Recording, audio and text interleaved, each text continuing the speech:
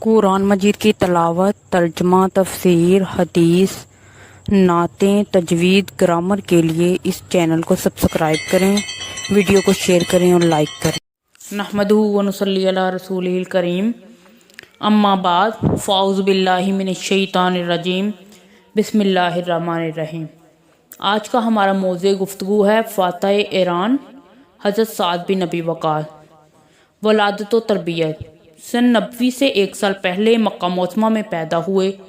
والد کا نام مالک، دادا کا نام واہب تھا، جو حضرت آمنہ رسول اللہ صلی اللہ علیہ وآلہ وسلم کی والدہ کے والد تھے۔ اس طرح آپ کو حضور انور صلی اللہ علیہ وآلہ وسلم کے ماموں ہونے کا شرف حاصل تھا۔ تعلیم و تربیت اسی اصول پر ہوئی جو سرداران قریش کے لیے حجاج میں مقرر تھا۔ 4 ہجری میں آپ حضرت ابوبکر صدیق رضی اللہ تعالی عنہ کی دعوت پر 19 برس کی عمر میں آپ اپنے بھانجے حضرت محمد صلی اللہ علیہ وآلہ وسلم پر ایمان لائے۔ مسلمان ہونے والوں میں آپ کا 7واں نمبر تھا۔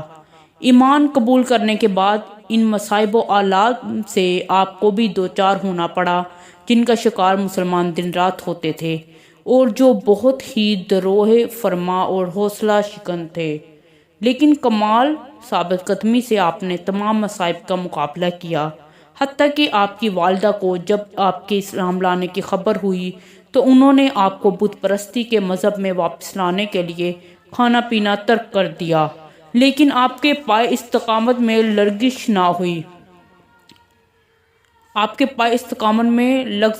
نہ ہوئی۔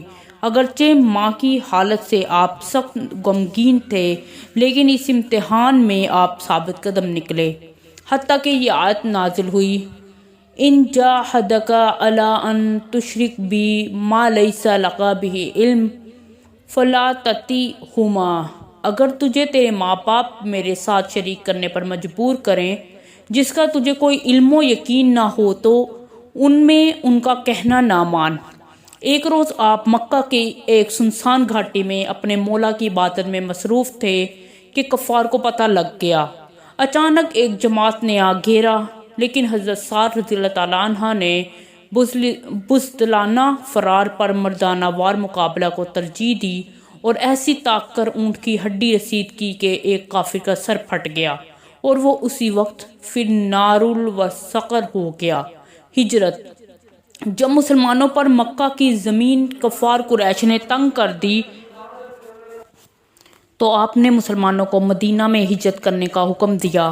حضرت سعد رضی اللہ تعالیٰ عنہ بھی اپنے بھائی عقبہ بن ابی وقاص کے ساتھ مدینہ میں قیام کر کے حضور صلی اللہ علیہ وآلہ وسلم کے ورد مسعود کا مدینہ منورہ میں انتظار کرنے لگے۔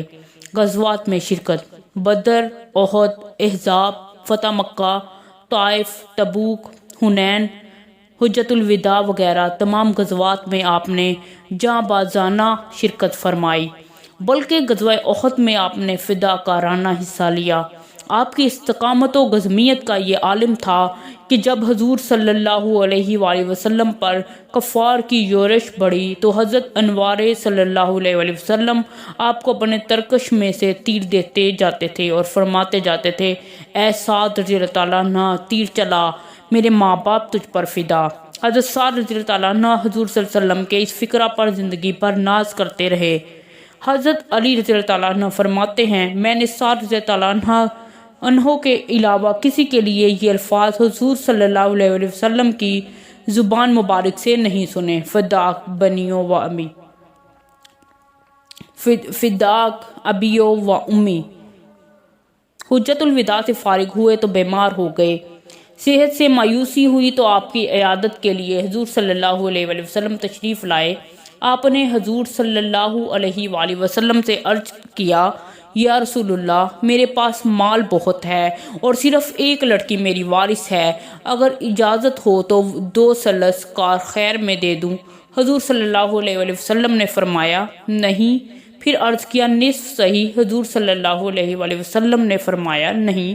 اس کے بعد حضور صلی اللہ علیہ وآلہ وسلم نے زبان مبارک سے فرمایا، صرف 1 سلس، یہ بھی بہت ہے، تم اپنے وارثوں کو مالدار چھوڑ جاؤ۔ تاکہ وہ کسی کے سامنے 10 سوال نہ پھیلائیں۔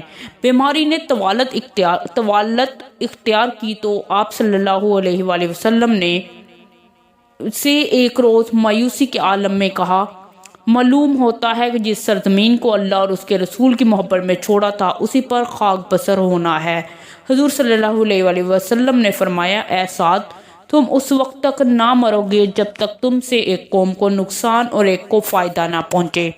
یہ غیبی اشارہ تھا فتوح ایران کا۔ حضرت سعد رضی اللہ تعالیٰ عنہ خوش ہوئے اور بیماری سے تندرست ہو گئے۔ حضور صلی اللہ علیہ وآلہ وسلم نے اسی سال دنیا سے پردہ فرمایا۔ حضرت ابوبکر صدیق رضی اللہ تعالیٰ عنہ خلیفہ مقرر ہوئے۔ انہوں نے دوسرے صحابہ رضی اللہ تعالیٰ عنہ کے ساتھ بیعت فرمائی اور خدمت اسلام ان کے ساتھ انجام دیتے رہے۔ اس کے 2 برس کے بعد حضرت صدیق اکبر رضی اللہ تعالیٰ عنہ نے انتقال فرمایا تو حضرت عمر رضی اللہ تعالیٰ عنہ سر پر ایرائے خلافت ہوئے۔ جنگ قادسیہ، ایرانی طاقت، ایرانی تہذیب و تمدن، ایرانی فخر و غرور نے جب حجازیوں کو چیلنج دیا تو حضرت عمر رضی اللہ تعالیٰ عنہ نے پوری قوت کے ساتھ ایران سے ٹکر لینے کا پورا فیصلہ کیا۔ اس وقت حضرت عمر رضی اللہ تعالیٰ عنہ کی نگہ انتخاب حضرت سعد رضی اللہ تعالیٰ عنہ پر سپہ سالاری کے لیے پڑی۔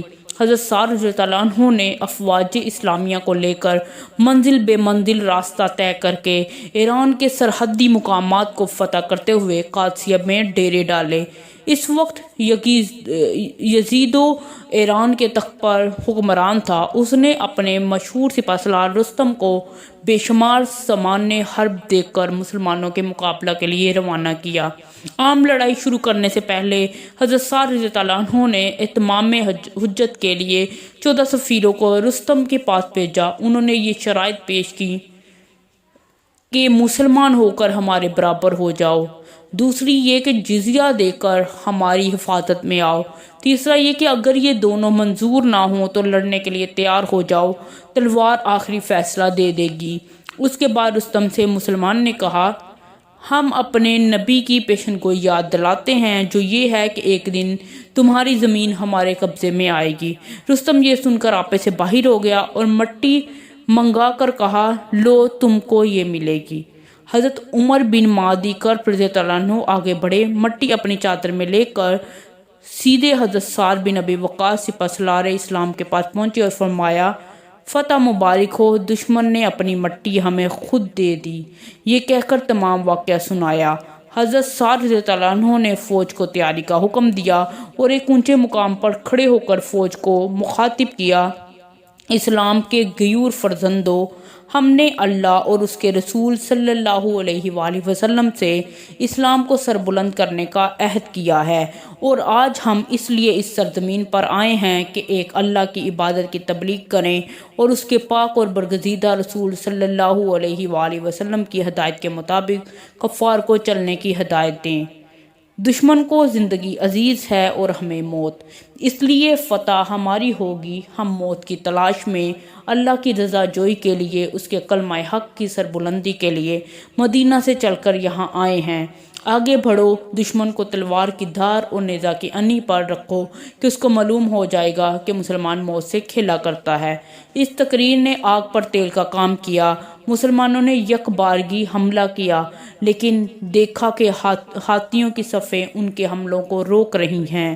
حضرت سعد رضی اللہ عنہ نے حکم دیا کہ پہلے ہاتھیوں سے نمٹ لو، اس کے بعد ایرانیوں سے نمٹنا سہل ہوگا۔ مسلمانوں کے 2 اولو العزم سردار حضرت کنعقاع اور حضرت عاصم رضی اللہ عنہ گھوڑے سے کود پڑے اور ہاتھیوں کے سردار کے طاق کو پوری طاقت سے آنکھ میں نیزہ مارا۔ مسلمانوں نے آپ کی تقلید میں ہاتھیوں پر حملہ کیا۔ ہاتھیوں کی آنکھوں سے نیزے پار ہو گئے، تلواروں سے مردک پر حملے کیے۔ ہاتھیوں نے پلٹ کر اپنی فوج کو کچل دیا۔ بڑے معرکہ کی لڑائی ہوئی۔ مسلمانوں نے صفوں کی صفیں پلٹ کر رکھ دیں اور اپنی بہادری کا بے مثال مظاہرہ کیا۔ تمام دن لڑائی جاری رہی۔ مسلمانوں کو شام سے مدد پہنچ گئی، لیکن لڑائی کا فیصلہ نہ ہوا۔ تیسرے روز مسلمانوں کے ایک جانباز سردار حضرت قینقاع رضی اللہ تعالیٰ عنہ اور ان کے ساتھیوں نے رستم کی طرف رخ کیا اور انتہائی دلیری اور جرت کا ثبوت دیتے ہوئے راستے کی تمام مشکلات پر عبور کرتے ہوئے رستم کے قریب پہنچ کر اس کو للکارا۔ رستم نے تھوڑی دیر مقابلہ کیا، لیکن اس کا اندازہ ہو گیا کہ مقابلہ آسان نہیں ہے۔ نہر میں کود کر نہر کے پار ہو کر بھاگنا چاہتا تھا کہ حضرت بلال رضی اللہ عنہ نامی ایک سپاہی نے اس کا تعاقب کیا اور نہر میں کود کر اس کو نہر سے باہر نکال کر سر تن سے جدا کر کے نعرہ تکبیر بلند کیا۔ دشمن کے پیرا کھڑے ہو گئے۔ اس کی فوج نے بغیر سردار کے بھاگنا شروع کیا۔ اپنے سے 8 گنا زیادہ طاقتور فوج سے 3 روز کی شبانہ رو لڑائی کے بعد خدا نے فتح دی۔ قادسیہ کے بعد مسلمانوں نے بابل پر حملہ کیا، جو ایک ہی حملہ میں تسخیر ہو گیا۔ اس کے بعد بصرہ شہر کا محاصرہ کیا۔ 2 مہینے کے بعد اس نے بھی ہتھیار ڈال دیے۔ ایرانی فوج بھاگ رہی ہے، مسلمان اس کا تعاقب کر رہے ہیں۔ ایرانیوں نے دجلہ کا پل توڑ دیا تھا تاکہ مسلمان اس کا تعاقب جاری نہ رکھ سکیں۔ حضرت سعد رضی اللہ عنہ اور ان کی بہادر فوج نے گھوڑوں کو دریا کی لہروں کے سپرد کر کے دجلہ کو عبور کر کے مدائن پر حملہ کیا۔ بادشاہ یزید گر اپنے دار سلطنت کو چھوڑ کر بھاگ گیا۔ حضرت سعد رضی اللہ عنہ نے مدائن پر قبضہ کر کے دوران شاہی محلات پر بھی قبضہ کر لیا اور حضور انور صلی اللہ علیہ وآلہ وسلم کی پیشن گوئی پوری ہوئی۔ تمام عراق عرب پر مسلمانوں کا قبضہ ہو گیا۔ حضرت سعد رضی اللہ عنہ نے ملک میں امن قائم کیا۔ تمام جاگیردار اور امراء حاضر ہو کر یا تو اسلام قبول کرتے یا جزیہ دے کر اسلام کی پناہ میں آ جاتے تھے۔ ایک ایک لمحہ کی خبر حضرت عمر رضی اللہ عنہ کو پہنچ رہی تھی۔ حضرت عمر رضی اللہ عنہ کی اجازت سے حضرت سعد رضی اللہ عنہ نے کوفہ میں ایک فوجی چھاؤنی قائم کی، وہیں ایک عالیشان جامع مسجد تعمیر کرائی جس میں 40,000 مسلمان بیک وقت نماز پڑھ سکتے تھے۔ کوفہ میں 1 لاکھ فوج رہتی تھی۔ حضرت سعد رضی اللہ عنہ ہی حاکم مدائن مقرر ہوئے۔ آپ کے اعلیٰ اخلاق پاکیزہ کردار سے بڑے بڑے ایرانی رؤساء نے اسلام قبول کیا۔ ایرانی شہنشاہیت کا خاتمہ آپ کے ہاتھوں ہوا۔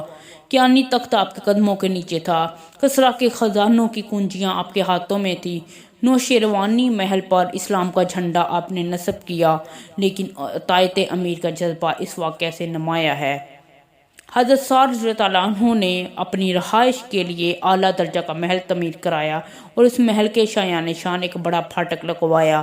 حضرت فاروق اعظم رضی اللہ عنہ کو اطلاع ہوئی۔ آپ کو خیال ہوا کہ ایسا نہ ہو کہ حضرت سعد رضی اللہ عنہ محل کے اندر آرام کر رہے ہوں اور رعایا پریشان ہو، لوگ شکایتیں لے کر آئیں اور دربان دروازے پر روک لے۔ اس خیال کے آتے ہی حکم دیا، سعد رضی اللہ عنہ کے محل کے عالیشان دروازے کو آگ لگا دو۔